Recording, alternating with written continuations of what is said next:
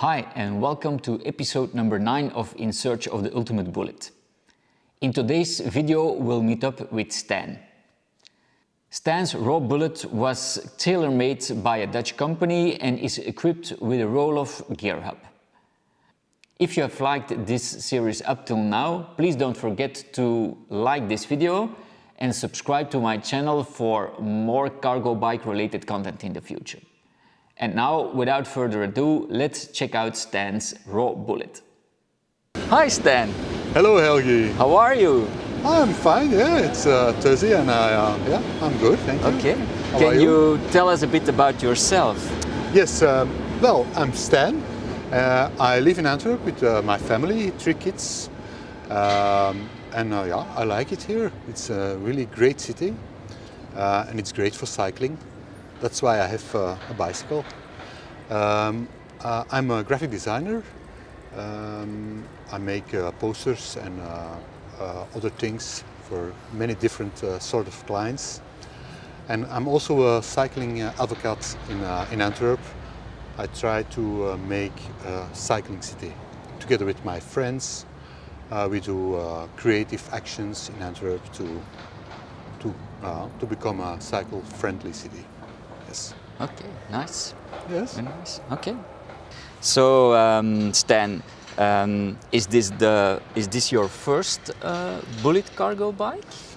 No, this is not my first Bullitt cargo bike. When I started cycling, I discovered the Bullitt, of the existence of the Bullitt on the internet, as many other people, and I was dreaming of a Bullitt. And one day I decided, okay, I want one. And then together with 3 friends, we took a plane to Copenhagen. Mm-hmm. And I bought a Bullitt in Copenhagen in the Larry vs. Harry shop. Okay. And my 2 other friends, they also bought a bicycle, but not a Bullitt.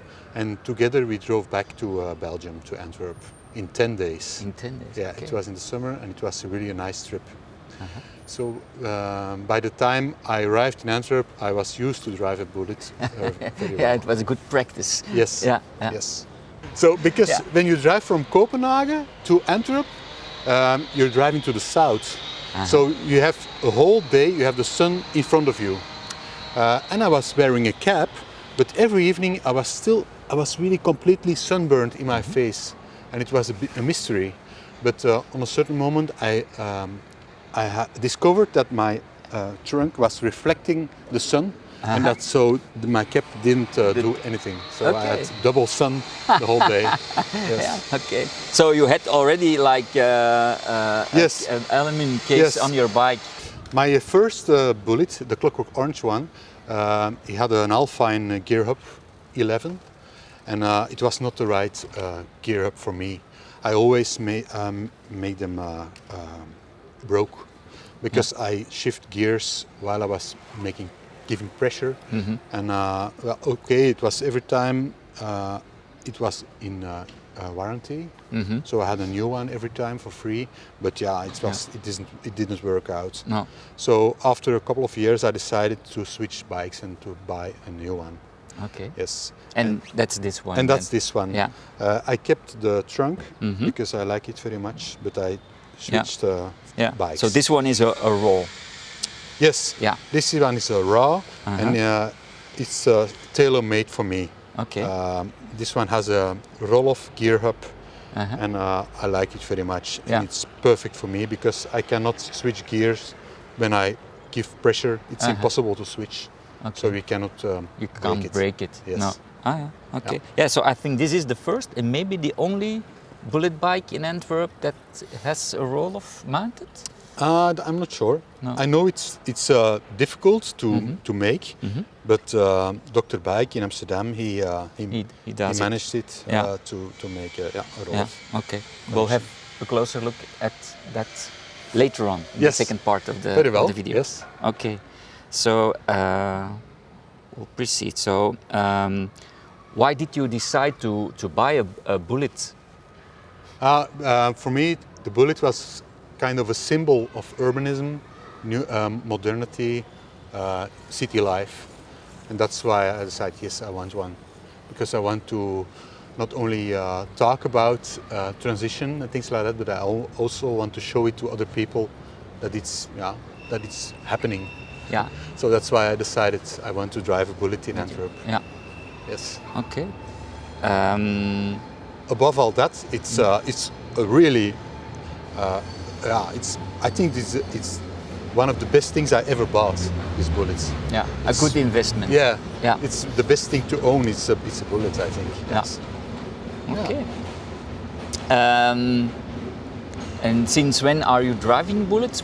When was when did you bought your first one? I think it was almost 10 years ago. I think so. Yeah.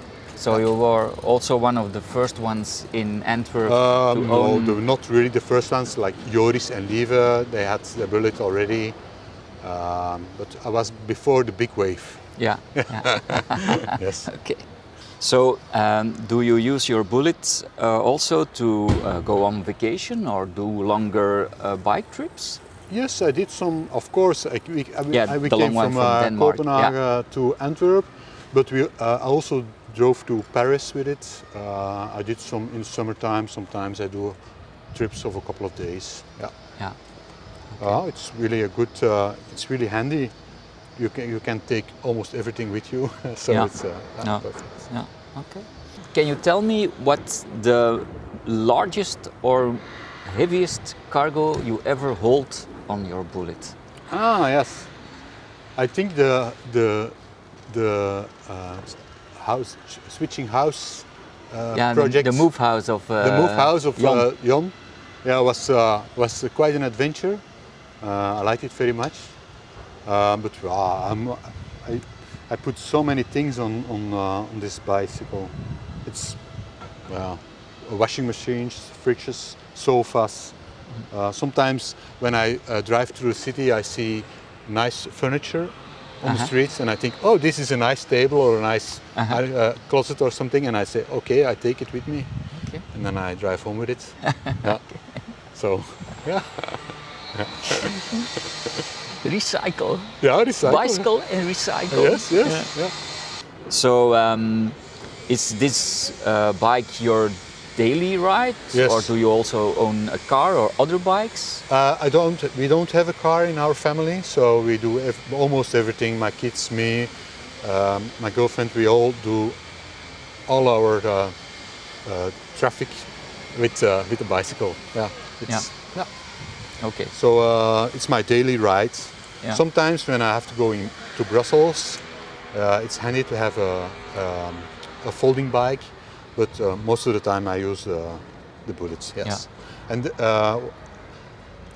the thing which is better I switched colors. So I had this clockwork orange, which was orange.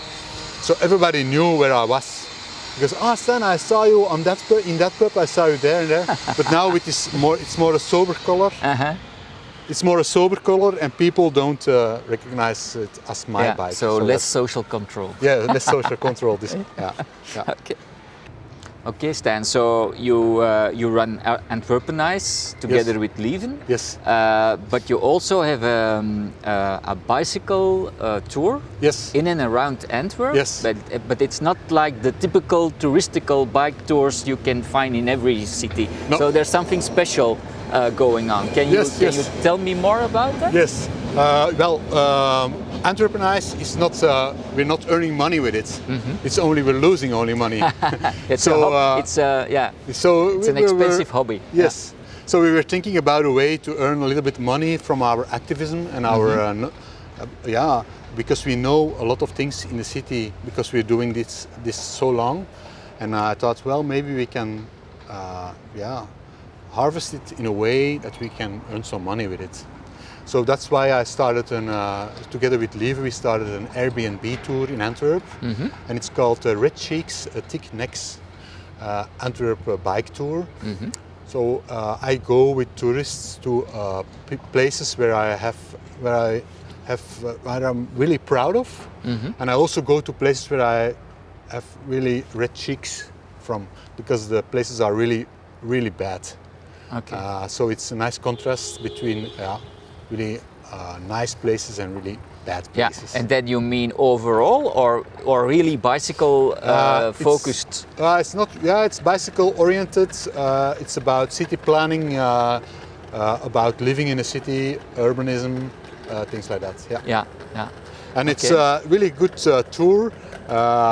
We have almost 5 stars rating, and I'm really proud of that. So I'll put a link in the description beneath the video to the tour. So then when people from outside Antwerp come here, then show them around. They can book a nice tour with you guys. Yeah, it would be great. Yeah. Yes. Yeah. Yeah. Okay. I also have the tour on my as a sticker. Okay.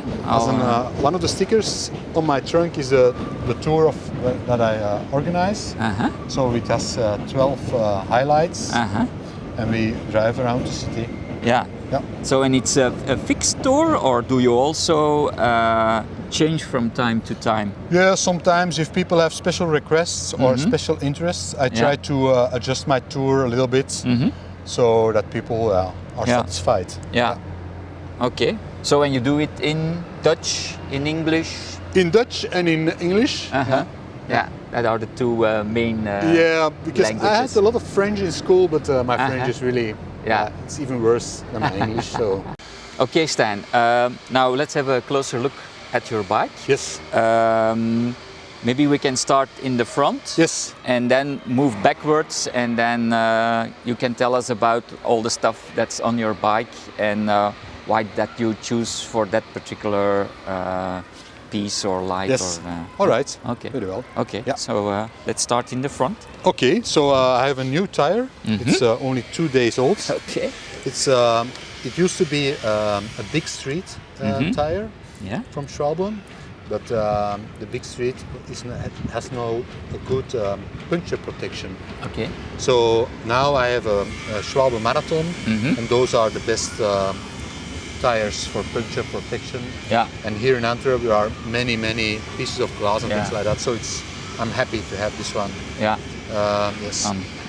It has a front hub with a dynamo. How do you say it in English? I don't know. So I have my light is always on. Yeah. And I don't have to worry about lights. It's really a good brand. This Edolux. And it's really great. Yeah, and it also looks very nice. Yes, also, and it's most people they point it a little bit too high, and then you can blind people because it's a really strong light. So it's important that I always take care that it's pointing to the ground. Downwards. Yeah. Okay. Yes. Okay, and your brakes? Yes, those are the normal. I think the standard brakes. I didn't have any special requests, so for me, it's important that it's not a quick release because it's easy to steal this expensive wheel. Yeah, that's why I have no quick release on them. Yes. So is the rim something special, or it's also a standard? It's also stock? Stock rim. Yes. Okay. Okay. Yeah. I have also here. This one is maybe interesting. I had a project about bicycle theft, and I had kind of tag, RFID special Sigfoc tag, and that you can find your bike. Find them back. So it's connected with kind of an app on your phone or something like that? Yeah. So when my bike is stolen, I always can find it. I can see where it is. So and it's like glued to the frame? Yes. Yeah. So it's when you try to remove it, there's also an alarm. Yeah. Okay. Then I have the damper, which is really good. I'm gonna turn like the other side. Yeah. Yes. Yeah. This damper is it's just the way I like it. It's not too strong, not too loose. Yeah. But I never have a jimmy when I'm cycling. Yeah. I still have my screw in the first hole. You're an outer hole and not an inner hole guy. Yeah. I'm an outer hole guy. So, okay. Yes. So any reason for that, or just you like it the way it is? Yes, I like it the way it is. Yeah. when I bought my first Bullitt, I really didn't like the fenders, and I took them off. But after a couple of months of use in Belgium, I put them back on because it's really a good thing to have fenders. You had a lot of dirt flying around. It does not look that really nice, but I think the bike looks better without. But it's a good thing to have one. Okay. So and that's behind there is the logo of DrBeyk. DrBeyk, yes. And here I have the signature of Hans Vogt. Okay. He signed my bicycle in Leuven. Ah, yeah. Yes. Last year. It was last year, beginning of this year. It was last year. Yes. I saw that on Facebook. Yes. Yeah. Then I have a kind of a problem. I have stickeritis. So I cannot when I see a sticker, I want to glue it somewhere, and so that's little bit a problem. Yeah.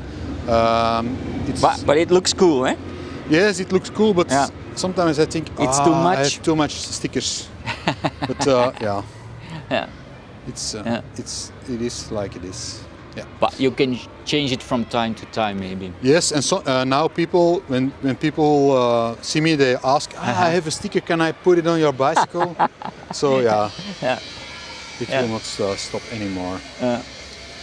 Then the honeycomb board I made myself. It's a little bit old now. It's 10 years old, so maybe I have to replace. It's just a plywood. Yes, it's plywood. Yes. Yeah. Okay.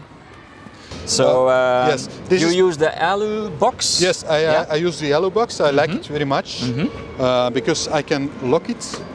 Yeah. So I can go into a shop without taking everything with me. I can just leave it outside, my stuff, and go inside for a quick shop and come back. Yeah. That's a good thing. It's like a trunk of a car, a little bit. There's also a mount for the GoPro or something. Yeah. So I made a lot of films with this mount. Okay. Cycle movies in the city. This is the TBHA sticker. I'm also a proud member of the Team Bullitt Hangover Antwerp. Okay. Yes. Okay. Maybe we can have a look inside. Yes, and then see how you fixed your box to. I have a special. I have a special way of mounting my box. It's with wing butts, so it's really easy to open them. Yeah.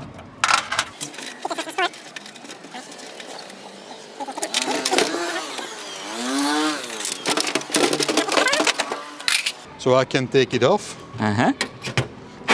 Voila. Okay.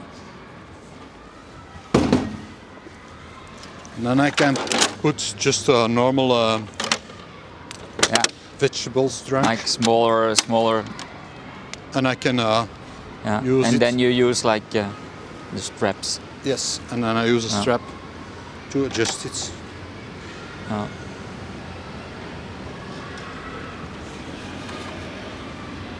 Voila. Yeah. Then I can continue my journey. Yeah. Sometimes it's handy to have this one with me.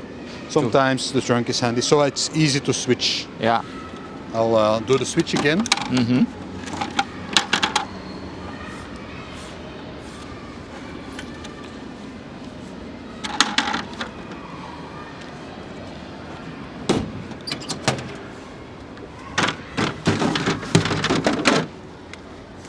So what was the other stuff that you had? Yes, I have some pictures with me. It's the first one is my logo. It's Antwerpenize. It's the organization. How do you say it? Yeah, it's like you guys have a blog. Yes, with that you're blogging about cycling stuff in Antwerp, what's going on. Yes. And This is Antwerpenize. We have a blog about cycling in Antwerp, and it's little bit inspired of Copenhagenize. Yeah. But now it's more than just a blog. We do some social interactions in the city with our bicycles and things like that. Yeah. Yeah, you can check it out. Yeah. Antwerp nice. I'll put the link in the description beneath the video, so people can check it out. And oh, then, great! Yes. Yeah. And this is yeah the picture of the our small part of our team. We were cycling in the port of Antwerp. Yeah. And we took this picture. Yeah. And I maybe like people will recognize yes. Joris and yes. Lieven, yes. because I already made a movie about them also. Danny and Mark. Yeah. And I don't know his name. No. And Lieven has. It's not his Milk Plus. No. So that was his first bullet. Yes. bullet. Yes. Ah yeah. Okay. Yeah. Cool. Yeah, this is a tone. Okay. Yes. Yeah. Okay. Well, so I'll put it back on. Yeah.